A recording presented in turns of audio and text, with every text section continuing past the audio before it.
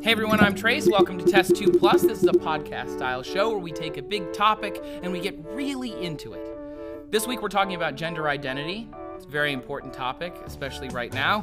What is gender is a big question. Why does it matter? And do we even need it anymore? These are questions we're going to get into. We should explain some terms, though. I think those are all really important. Sex and gender are both inborn and both fluid. Both public and yet at the same time kind of intensely personal. So let's start with some basic concepts for what sex and gender are. Sex is a biological concept. Gender is a human and social cultural concept. In fact, all of the following things are completely independent identifiers. Gender and sex are not the same thing, although they're often used interchangeably.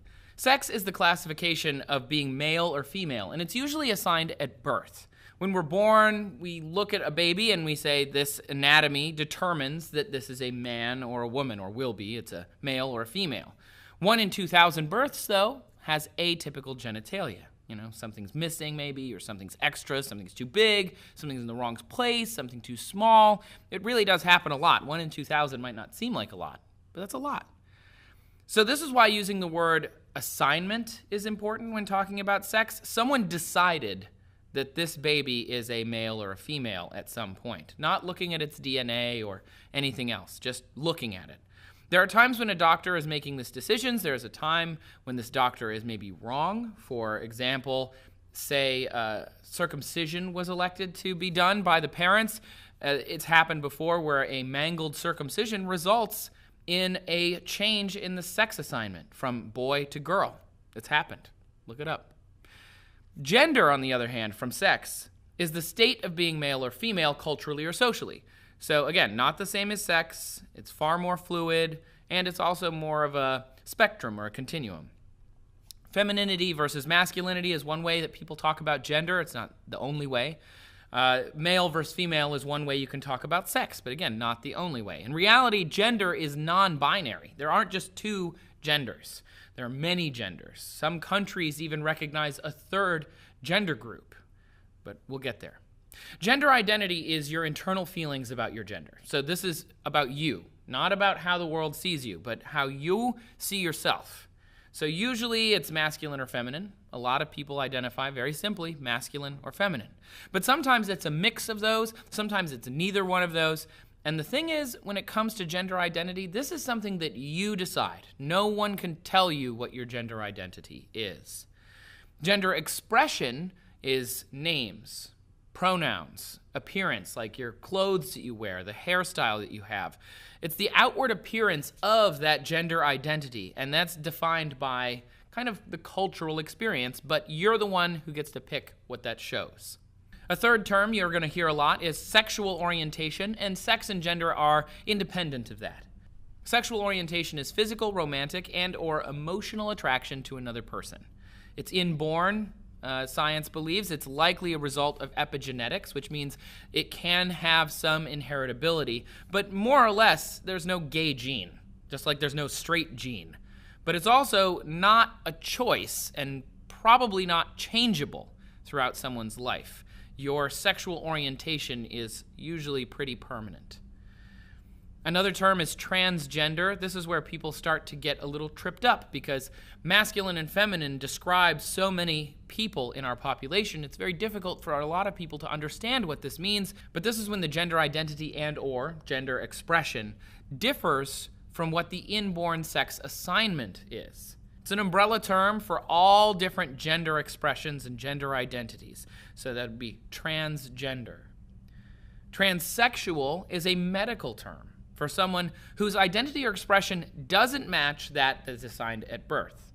So say somebody who was born a male but felt like they were female their whole life, they may become someday transgender or transsexual. They're not entirely mutually exclusive, nor are they both used all the time for every case. It's individual.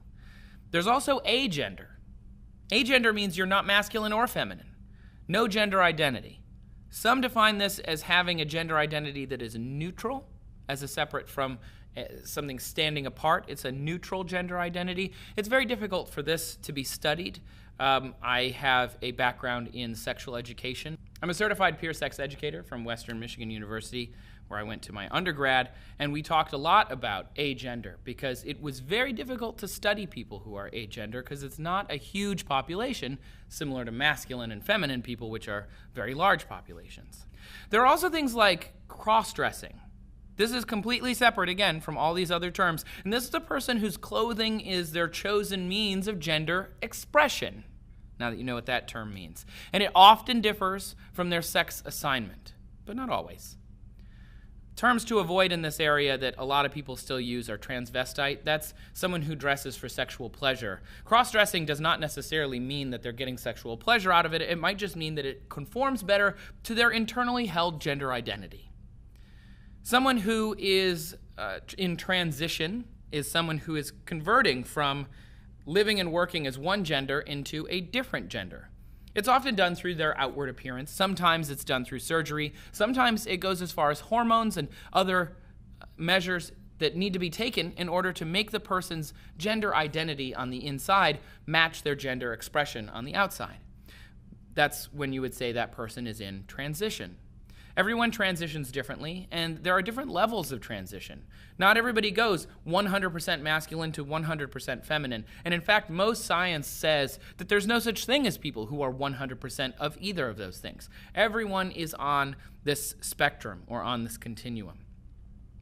Some people will transition part way and find their spot that they are most comfortable, and that's where they will stop. Some people, you will read about if you go and looking into this stuff, you'll find some people transition a little bit, find their spot, but transition a little farther and then come back, as in they'll maybe stop taking a hormone, or they won't go through with the surgery they had planned because they found the place where they were comfortable even though they planned to go farther.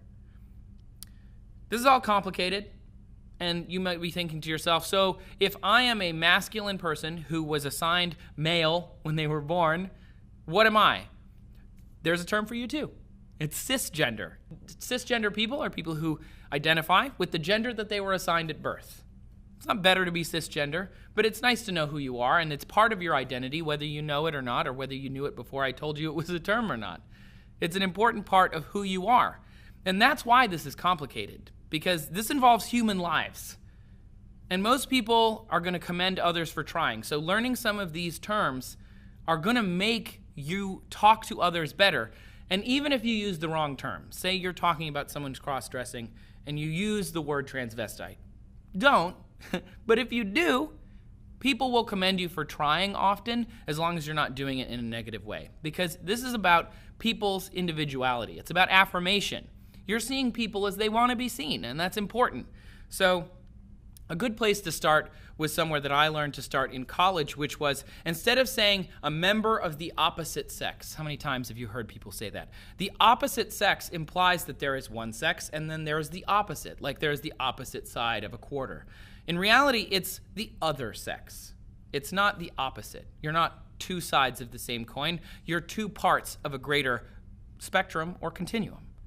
Identity is everything to so many people, and it's very personal and it's very important.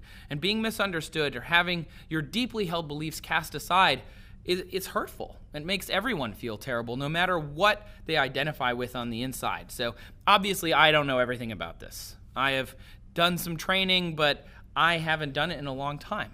So things have changed even since I was certified. They've probably changed since I started doing some of this research 2 years ago on DNews. But that's why we're here to talk about it. And having a different opinion or a different understanding of this is really important to us, so please let us know. You can tell us in the comments, or you can tweet at me if you'd like.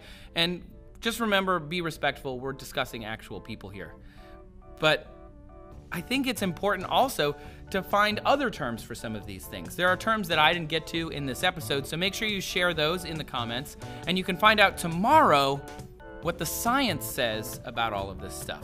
So subscribe for more Test Tube Plus. Last week we talked about aliens. Super exciting stuff. We had our first guest ever, Dr. Ian O'Neill, astrophysicist. Really, really cool. Thanks for watching Test Tube Plus. We'll see you tomorrow.